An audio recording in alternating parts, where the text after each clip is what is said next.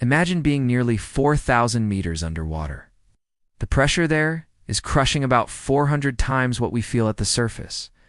When something goes wrong at that depth, it doesn't happen slowly. It's instantaneous. The hull of the Titan submersible collapsed in on itself in milliseconds. A violent, brutal end for a vessel that promised to change how we explore the deep sea. But this wasn't some unpredictable accident. It was a disaster set in motion long before the sub ever hit the water, starting with a series of critical and ultimately fatal design choices. On June 18, 2023, the world was glued to the news as a massive search and rescue operation began for the Titan, a submersible that went silent during a dive to the wreck of the Titanic. On board were OceanGate's own CEO, Stockton Rush, legendary explorer Paul Henry Narjolet, and 3 passengers, Hamish Harding, Shahzada Dawood, and his son Solomon. Hopes for a rescue faded with each passing day until the discovery of a debris field confirmed everyone's worst fears. The Titan hadn't just gotten lost, it had imploded. To understand how this could happen, you have to look past the headlines and into the very materials the Titan was made from. So what made the Titan so different? It all came down to the vision of one man, Stockton Rush. He imagined a future where the deep ocean was open to citizen explorers, not just a handful of scientists. To do that, his company OceanGate decided to break all the rules. For decades, deep-sea submersibles were built with heavy spherical hulls made of solid titanium or steel. The Titan, however, had a roomy, pill-shaped passenger compartment made mostly from a carbon fiber composite. This was the key to its innovation. Carbon fiber is incredibly light and strong, so the Titan was cheaper and easier to launch than older subs.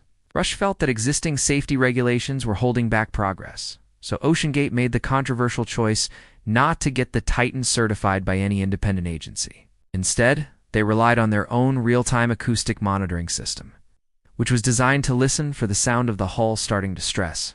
The problem is, a system like that could, at best, warn you that a failure was about to happen. Couldn't do anything to stop it. It turns out that choice of carbon fiber was the Titan's fatal flaw. The material is incredibly strong when it's being pulled apart, what engineers call tension, but it's much weaker when it's being squeezed from the outside, or compressed.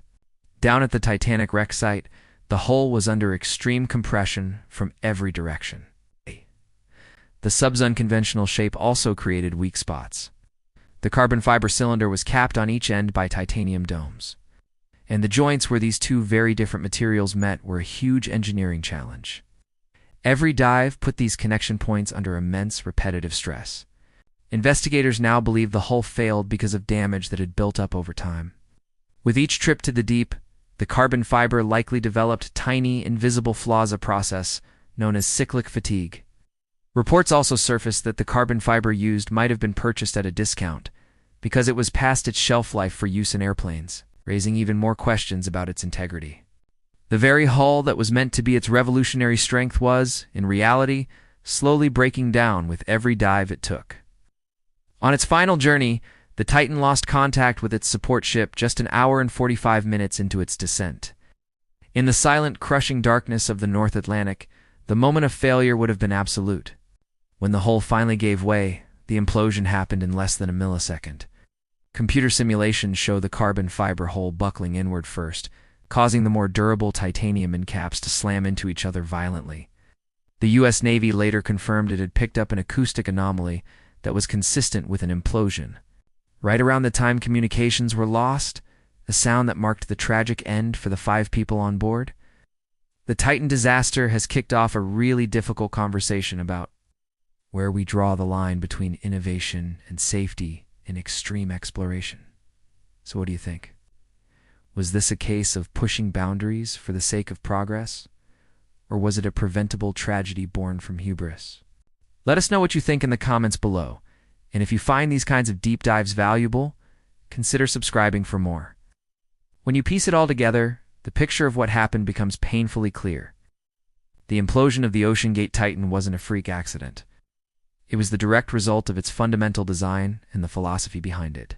The catastrophic failure of its carbon fiber hull, material not proven for the compressive forces of the deep sea, was the primary cause. It's combined with an experimental shape and a deliberate decision to sidestep industry safety certifications created a disaster just waiting to happen. The story of the Titan is a harsh reminder that when you're re-dealing with the unforgiving environment of the deep ocean, the laws of physics are absolute and there is zero margin for error.